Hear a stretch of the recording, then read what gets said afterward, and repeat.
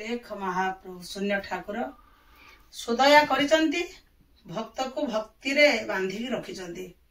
जेतिकाले हमर गुरु आसी नारायण बाबा सी आसी जेतला हम द्वार मोर सिंह दरजार ठिया अलेख डाक दियंती से डाकर महात्मा एते थाए जे साधु मान को मोर विश्व संतान कहीं अवहेला करिवो नाई रे।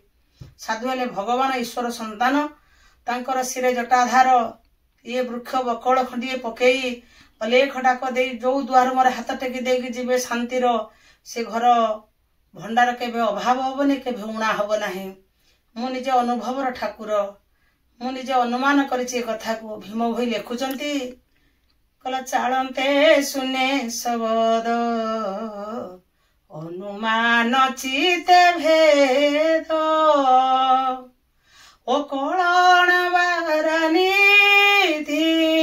नाम महिमा गाध चालंते सुने शब्द अनुमान चिते भेद।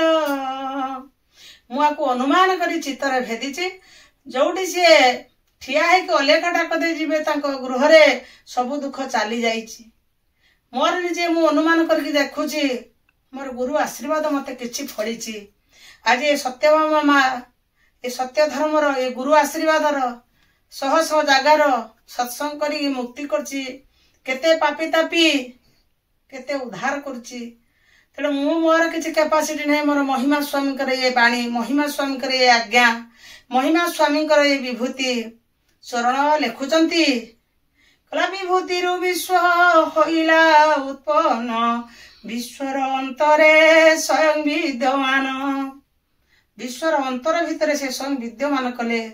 अरे विश्व शुभा कांति अट विश्वव्यापी विश्वर जीवन परा रे मन विश्वर जीवन परा। ये विश्वर ये शोभाकांति हेले ये विश्वर जन जगत ये शोभाकांति शुभ को जी आशीर्वाद पाइबो जे गुरु आशीर्वाद ग्रहण करिवो जे ये सत्य धर्मर आशीर्वाद को ग्रहण करिवो तार किछि अभाव हब नाही। तांको भंडार होचे असरंती भंडार।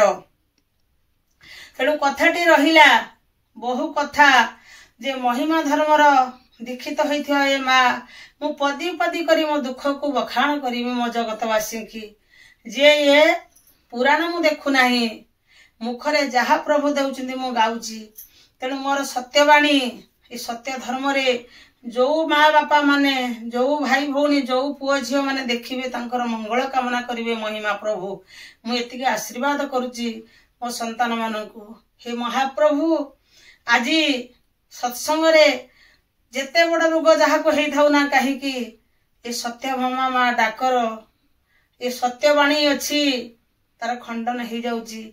एठी गुणी गारिटी किछि कार्य करिवो नाही सत्य कतर। तेणु प्रभु कहउचंती सत्या दीवाना जेबे होइबो सत्य छार पापिष्ट पामर धरिवे हस्त। तेणु निंदा करके जाउथुबा लोक दिने ना दिने से आसिका मोरी पाखरे बंधा हबो। सत्या दीवाना जेबे होइबो सत्य छार पापिष्ट पामर आसिके धरिवे हस्त। जेतेले से आसिके एठी पहुंची कि प्रभु को दर्शन पाइबे सत्यभामा बाणीर सर्व खंडन तांकर हे जाउची। तेणु मु जड़े बड़ प्रभु को धरिथिबारु आज बड़ कार्य सफल होउचे स्थान रे महिमा प्रभुंकर आज्ञा रे सबु जय होउची। किंतु सत्य कुंडटी केमिति हेला मु आगामी अध्याय रे आलोचना करिवि। मोर गुणी ज्ञानी माने याकू ग्रहण करिवे मोर संतान माने याकू ग्रहण करिवे। ये भंडार ये बाणी तमर अशेष रोग शून्य उड़ी जीव दुर्बल लोक हेब बलवान तेज होइब नल समान आय बुद्धि दिन बढ़िब अपमृत घाटी रिष्ट कटिब चंडी चामुड़ी केहू न छुइबे नवग्रह सर्व शांति होइबे 33 कोटी देव हेबे शांति सुस्थ होइबे तांकर तुमरी पुत्र नाती समस्ते समस्तंकर मनोकामना प्रभु मंगलमय करिवे समस्तंकर मनस्कामना पूर्ण करिवे समस्तंको धन धान्य परिपूर्ण करिवे। गुरुस्वामी महाब्रह्म महिमामय अलेख निरंजन प्रभु।